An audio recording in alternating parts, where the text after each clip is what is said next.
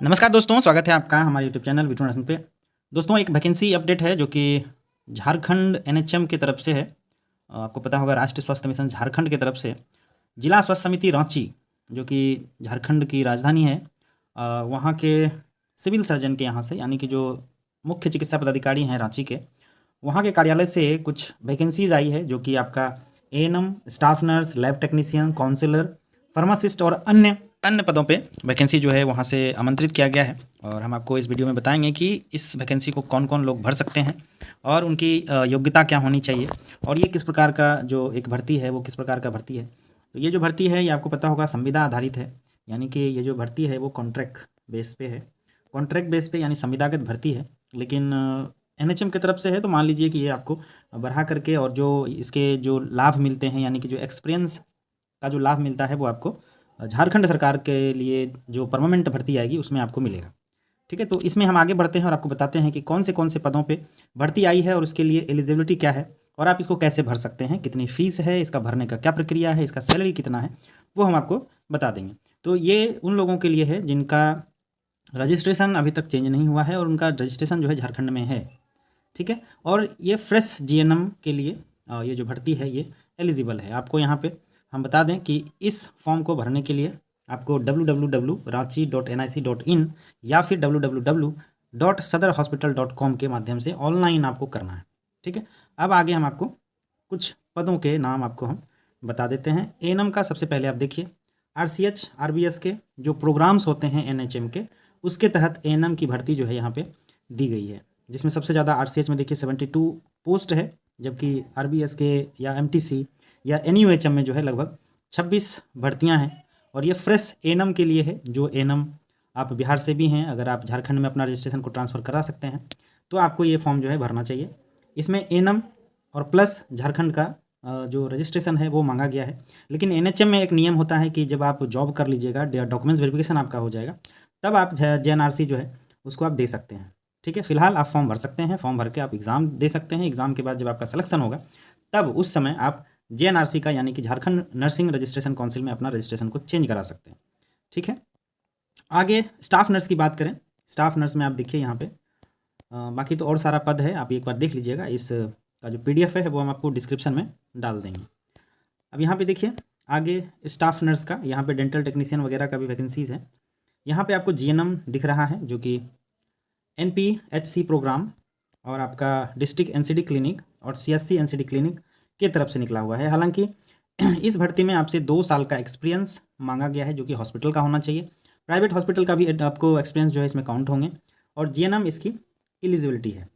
BSc इसमें नहीं भर सकते हैं, क्योंकि यहाँ पे बीएससी का बारे में किसी प्रकार का मेंशन नहीं है और बीएससी के लिए ये पोस्ट है भी नहीं, तो बीएससी इसमें एलिजिबल नहीं है। ठीक है, अगर आप लोग बीएससी नर्सिंग हैं तो आप इसके लिए एलिजिबल नहीं हैं।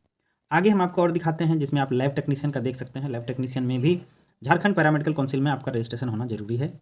उसके बाद न्यूट्रिशन काउंसलर का है, फार्मासिस्ट का है। फार्मासिस्ट में भी आपको जो है झारखंड का फार्मेसी काउंसिल में होना जरूरी है। अब यहाँ पे आपको हम फ्रेश जीएनएम, जो फ्रेश जीएनएम है, उसके लिए जो पदें हैं, जो वैकेंसीज़ है, हम आपको यहाँ पे दिखा रहे हैं, जो कि आप देख सकते हैं। आरसीएच का है, एसएनसीयू का है, एनबीएसयू का है, एनयूएचएम का है। उसके बाद आपका एनयूएचएम अर्बन और एनयूएचएम 2 तरह से यहाँ पे मांगा गया है, और एक आरबीएसके का है।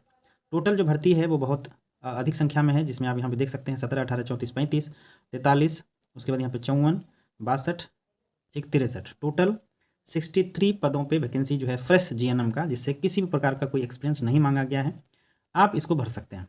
ठीक है, जिससे आप यहाँ पे देख लीजिएगा +2 के साथ इंटरमीडिएट, उस विथ आपको 3 साल का जो जीएनएम डिप्लोमा है वो।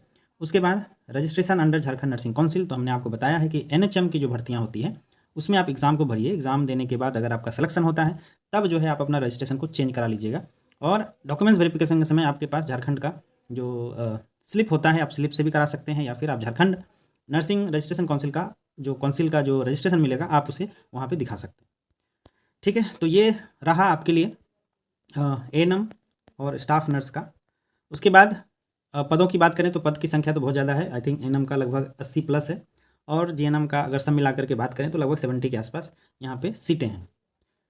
एज की बात करें और कौन कौन भर सकता है, तो आप जो जनरल की सीटें आप देखते हैं, जनरल में झारखंड के अलावे जितने भी राज्य हैं वहाँ से बच्चे वहाँ पे फॉर्म भर सकते हैं। उसके लिए जो एज है, एज क्राइटेरिया है वो आपका 35 ईयर का है। अगर आप बिहार से हैं, राजस्थान से हैं, उत्तर प्रदेश से हैं तो आप फॉर्म को डाल सकते हैं, लेकिन जो उसका एज क्राइटेरिया है वो 35 ईयर का है। तो अगर 35 क्राइटेरिया को आप फुलफिल करते हैं तो आप इस फॉर्म को ज़रूर भर सकते हैं। उसके बाद आगे बात करें आयु निर्धारण का, तो यहाँ पे देखिए आयु भी एक बहुत बड़ा इसमें फैक्टर है कि आयु की जो गणना हुई है इसमें वो 31 मार्च 2021 के संदर्भ में किया गया है। अब सोचिए यहाँ से यानी 2025 है ये, 4 साल पहले, 4 साल पीछे आप जाइएगा, जो आपका एज था उस एज क्राइटेरिया में ये फुलफिल कर रहा है।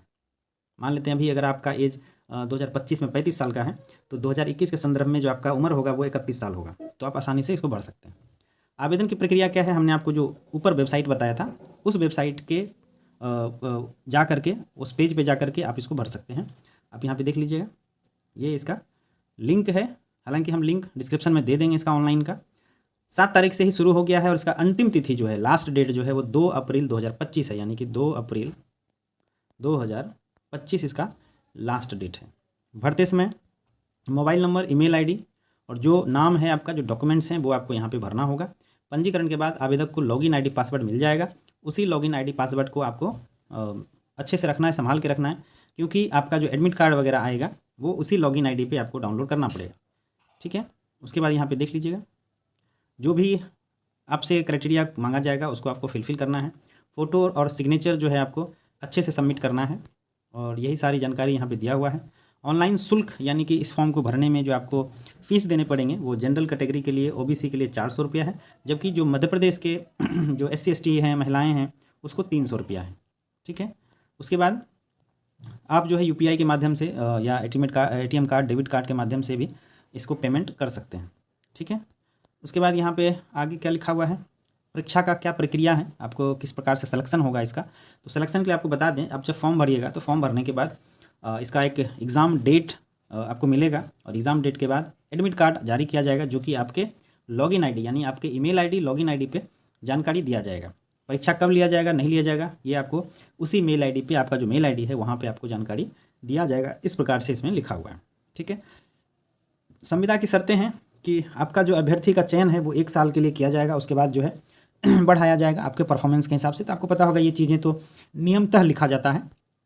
उसके बाद जो है अगर आपको इसको छोड़ना होगा, अगर किसी प्रकार से आपने संविदा का अनुबंध बनाया है, अगर आपको जॉब छोड़ना है तो 1 महीना पहले ही आपको फर्दर नोटिस देना पड़ेगा वहाँ ऑफिस में, तभी आप इस जॉब को छोड़ सकते हैं। सिर्फ यही एक जो टर्म कंडीशन है आप यहाँ पे देख सकते हैं। उसके बाद यहाँ पे लिखा हुआ है कि इसमें किसी प्रकार का कोई भत्ता नहीं है, कुछ भी नहीं है, और आप भविष्य में अस्थायीकरण के लिए मांग नहीं कर सकते हैं। अगर सैलरी की बात करें तो यहाँ पे हम आपको सैलरी दिखा देते हैं एक बार। अगर आप स्टाफ नर्स की बात करें तो आप यहाँ पे देख लीजिएगा, जो RCH है उसके लिए 16,564 रुपया एक मुश्त पैसा आपको मिलेगा, ठीक है। इसमें किसी प्रकार का कोई कट नहीं है, ना ही कोई TA है, ना ही DA है, किसी प्रकार का कुछ नहीं है। एक मुश्त सैलरी आपको 16,564 रुपया मिलेगा। इसी प्रकार से आप यहाँ पे देखिएगा NUHM का, नेशनल अर्बन हेल्थ मिशन का, तो ये आपको 15,015 रुपये आपको मिलेंगे। आपको लास्ट सैलरी जो है RBSK का वो 15,000 का आपको देखने को मिलेगा, जबकि जिसमें 2 साल का एक्सपीरियंस मांगा जा रहा है तो उसमें आई थिंक सैलरी जो है समथिंग 18,000 के आसपास, 18,900 यहाँ पे आपको देखने को मिलेगा। ANM की सैलरी की बात करें तो ANM की सैलरी यहाँ पे आप देखिएगा तो लगभग 11,466 रुपये इसमें रखा गया है, ठीक है। तो मिला जुला करके जो कॉन्ट्रेक्चुअल बेस के सैलरी होते हैं वही लगभग है। अब झारखंड अपने हिसाब से क्राइटेरिया बना रखा है, जबकि बिहार में NHM की बात करिए तो NHM GNM का मिनिमम सैलरी अब 25,000 रुपये हो गया है, और ANM का लगभग 15,000 रुपया हो गया है, ठीक है। तो बिहार इस मामले में थोड़ा सा अदर स्टेट से बहुत अच्छा है, लेकिन जिनको आवश्यकता है इस जॉब की वो अप्लाई कर सकते हैं। जब भी एग्ज़ाम होगा आपको नोटिफाई किया जाएगा। एग्ज़ाम देने के बाद आपका सिलेक्शन अगर होता है, उसके बाद आप डॉक्यूमेंट्स वेरिफिकेशन कराते हैं, उसके बाद आपका मेरिट बनेगा। अगर आप सेलेक्टेड होते हैं तो फिर आपको झारखंड रजिस्ट्रेशन काउंसिल से अपना रजिस्ट्रेशन को चेंज करा करके वहाँ जमा करना होगा। तो हमने इस वीडियो में आपको झारखंड NHM के तहत जो वैकेंसी अभी आई हुई है उसके बारे में हमने आपको बता दिया। अगर कोई फर्दर जानकारी आपको चाहिए तो दिए गए नंबर पे आप फ़ोन कर सकते हैं।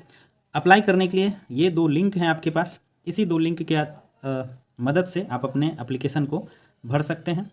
जब भी इसका एग्ज़ाम का सूचना आएगा तो हम आपको वीडियो के माध्यम से ज़रूर बताने का प्रयास करेंगे।